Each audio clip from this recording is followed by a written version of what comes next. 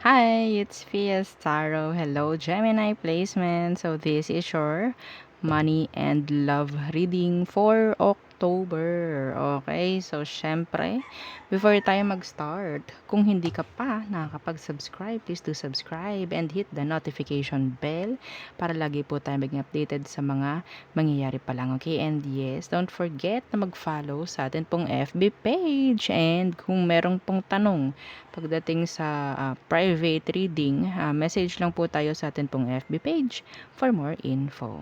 Okay? So, yeah, unahin natin, Gemini, ang inyong kaperahan. Okay? So, in general. Okay? So, anong meron? In general, okay. Kaperahan, career, business, work mo. Okay, tingnan natin kung anong makukuha pagdating ng October. Yes, this is parang trailer. Trailer, oo. Trailer ng movie. Okay. So, ano bang meron? Gemini. Kaperahan. Dress to impress. Dress to impress. Okay. So, some of you, pwedeng meron ditong like, merong matatawagan for interview, mga ganyan. Okay? One more. Gemini. Evaluation.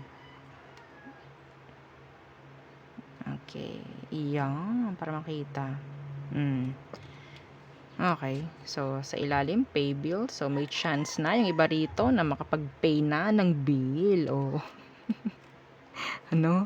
Okay. So, yes. Pwedeng, yun nga, merong maha-hired by the month of October. Okay? May mga masisimulan, kaperahan, may bagong sisimulan na business, mga ganyan. May sisimulan ang mga Gemini by October pagdating sa kaperahan. Okay? So, tingnan natin tong dress to impress. Okay. Dress to impress. Yeah. That's how, people, like, kung paano ka i-evaluate, no? Parang unang-una, like, first impressions last, like that. So, yeah, evaluation. Okay? Ano tong dress to impress? Dress to impress for Gemini. The Two of Pentacles in reversed. Okay. Some of you, nakakuha ko dito ng parang meron kayong bibitawan na situation, pwedeng work, pwedeng business, and then merong sisimulang bago nga. Okay? So, yeah. Yeah, the King of Wands. This is like managing. Okay, nakakita ko rito may wear ng tawag doon, necktie. Something like like higher position pagdating sa company or pagdating sa pagtatrabahuhan. Okay? So, yeah. Ano tong evaluation? What's with the evaluation for Gemini placements? Okay. The Three of Chalices. This is nice. This is energy po ito ng victory. Okay? Evaluation, kung may mangyayaring evaluation, pwedeng success ang nakikita ko rito. Pwedeng merong ang tawag doon, ang kabaliktaran ng reject, accept. Oo. Okay? Yun yung nakikita ko rito. Merong kasiyahan, yan, may matatanggap, may maha-hired nga, no? Yeah, the Temperance. This is success. This is success. Ito Gemini, kung ano ang sisimulan nyo by October, may chance na mag-success yan. Pero kailangan nyo talaga Three of Wands, the Temperance. Kailangan nyo talaga dito na maging pasensyoso, pasensyosa. Okay, there's no success overnight. May chance na mag-bloom to, may chance na mag-grow to, huwag nyong hahayaan. Okay? Meron. Huwag nyong pababayaan na hindi ito like Wag niyo hayaang mag-failed. Yes, failure is kasama yan, pero wag niyo hahayaang failed na lang. Okay, kailangan yung i-strive, kailangan nyo tong pagtrabahuhan talaga. May chance. Okay? Yes. Kung ano man ang sisimulan ninyo pagdating sa kaperahan by October, may chance na lumago. Okay? Meron. Okay. Meron dito ako nakikitang offer. May offer din. Okay? So, tayo tumungo na pagdating sa iyong love. Oh, meron ako nakitang pass. Yan oh. Naiwan siya. Okay. Gemini, anong meron? Anong trailer? Trailer.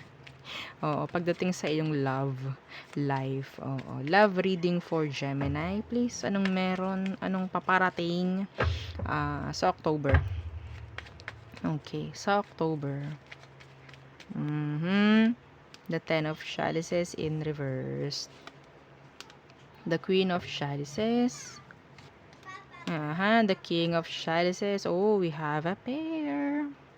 A pair. Ano tong Ten of Chalices in reverse? Why?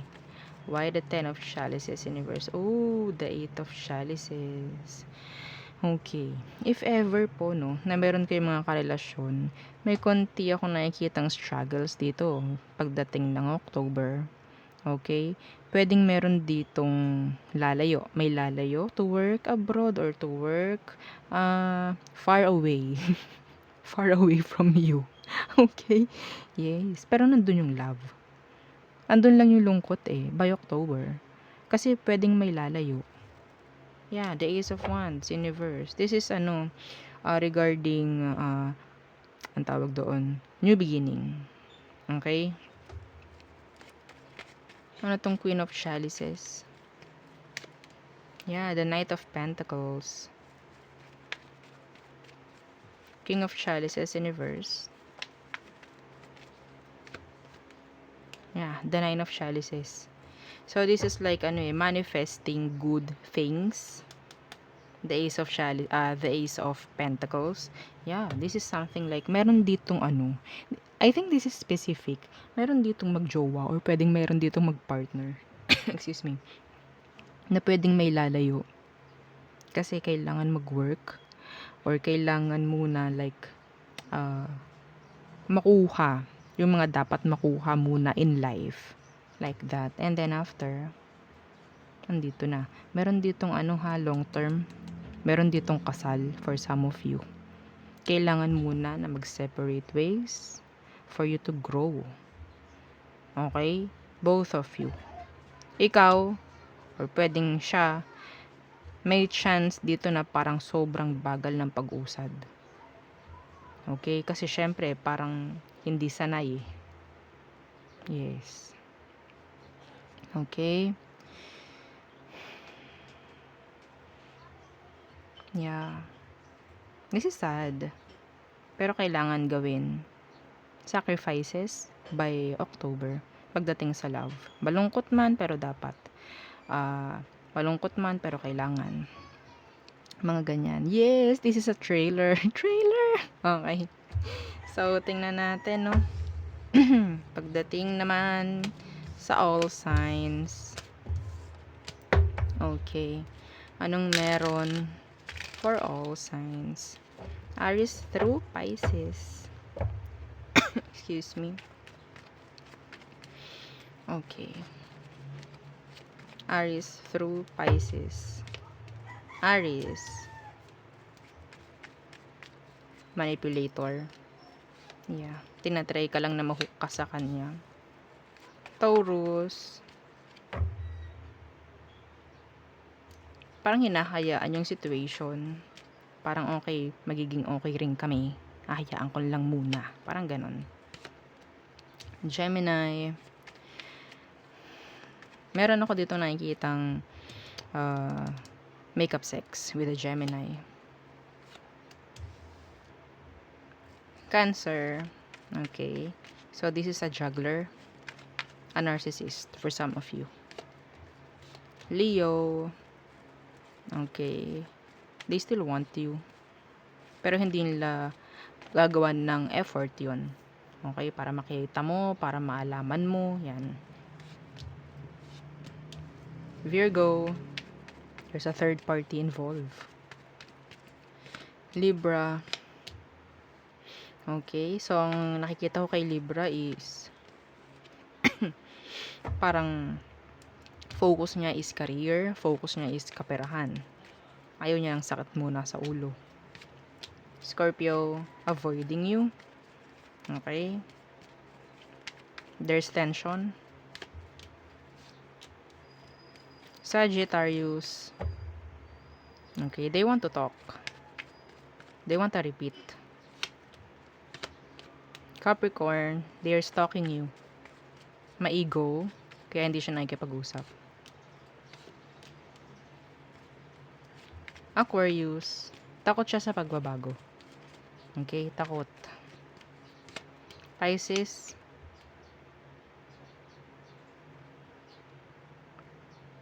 parang like nagiging selfish si Pisces pagdating sa'yo. Okay? Kung nangangailangan ka ng something like closure or messages from them, hindi nila ibibigay yun. Okay? So, yun ang ating reading for Gemini placement. So, thank you. Don't forget to like, share, and subscribe and follow our FB page. Thank you. Bye!